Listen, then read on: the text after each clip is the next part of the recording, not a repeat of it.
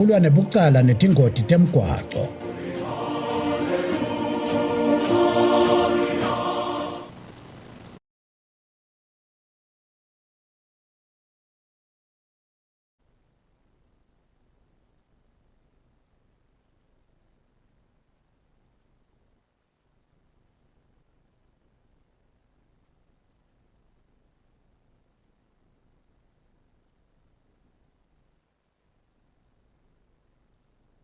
Sifo seguwa eveni seyikhutsate sive ikakhulu bothishela kutsi abanake bantfwana labanesifo seguwa lokhu sekuvulwa tikolwa. Mcondzisi walenhlangano Mnumzane Abraham Jalinjali uvetile kutsi isikhatsi lesiningi bantfwana labanesifo seguwa kuvela kwangathi ababambi kahle eklasini kanti lokugula kwabo kuyenta kutsi ingcondvo ingabambi kahle ikakhulu uma ungalandzelisi kahle kunatsa wona emaphilisi. Sike aseyiraise le awareness kuze batokhona sina bathole support, bathole kulekeleleka, bathole kubambiseka.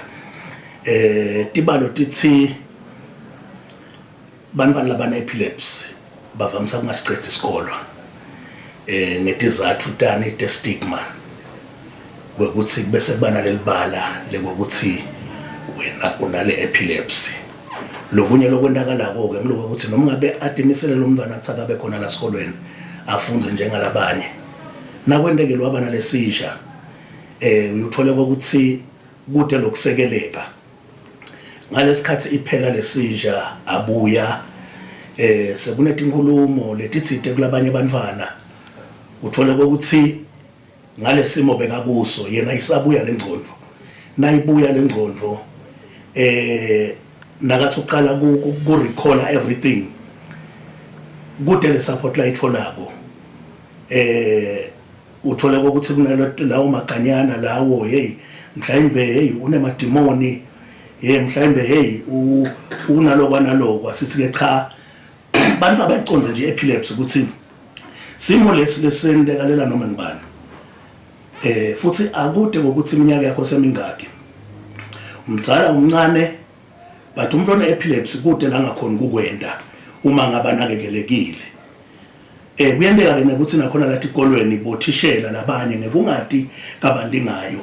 Uthole ukuthi abasakhoni kubabambisa kahle labantwana because baba ngenxa lama seizures kunalama cognitive difficulties. Lokho ukuthi ubamba kwalengcondvo yakhe sometimes ungafani nebalabanye bantwana. Uphethe ngekucwayisa kulabo laba nalesifo seguwa kuthi abanathe amaphilisi ngesikhathi futhi bangacali bangenele tidzakamiva ngoba tiyabanga ukuthi lokugula kungayekeli. Etindzabeni kubika Phokuhle Dlamini ngisembabane. Kanzeke umbiko lokhishwa amaphoyisa ukhomba ukuthi liyachubeka nekwanza linani letimoto letibiwako emakhaya ke noma ke indzaweni lapho kupokwe khona umbiko logcwele uyalandzela. Amaphoyisa eMbube sekabika ukuthi kunetimoto telihlobo lwe-Honda Fit letetshiwe etindzaweni letehlukile eveni khona eMbabane kanye nasembikwakhe. Letimotolo kuthiwa tetshiwe tipakile kanzi lochumanisa sive kanye nemaphoyisa Superintendent Phindile Vilakati uvetile ukuthi lizinga lokwetshiwa kwetimoto liyachubeka ngekunyuka ngakho-ke Yemaswati akacaphele timotolo tawo. Etindzaweni letehlukene khona letithela eMbabane emahhovisi aka-interministerial lapha kulama parkings akhona Honda Fit iyellow ngembala kanti lenye ithethe embi kwakhe nayo ipakile i-Honda Fit nayo iblue ngembala. Le kusho ukuthi kungenteka bese kuphindze kuvulekile leto timakethe-ke tekuthengisa ema-parts noma-ke kunaletinye nje tinjongo tekuganga labatendako. Singacela ukuthi sive siside nangabe khona lesikutholako noma lesikubonako bangashayela 999 noma bo9 labanye noma singamshayela lobuke emacala khona esifundzeni sakaManzini babehlophe noma babemadlopha khona eMbabane kaHhohho usiniketa information kuze kuthi sitokhona silaba bekunene batfolakala. Siyacela naso sive sichubeke siticinise tindlela tekuthi tigadze timoto tetfu nasipakile sente siciniseko sekuthi tikhiyeke ngendlela le tawenta ukuthi umuntu locabanga kuganga akhanze kumadini. Siyabonga. Etindzabeni te-channel Yemaswati kubika Phokuhle Dlamini kanti-ke tithombe tihlanganiswe nguZandile Mpapane sisembabane.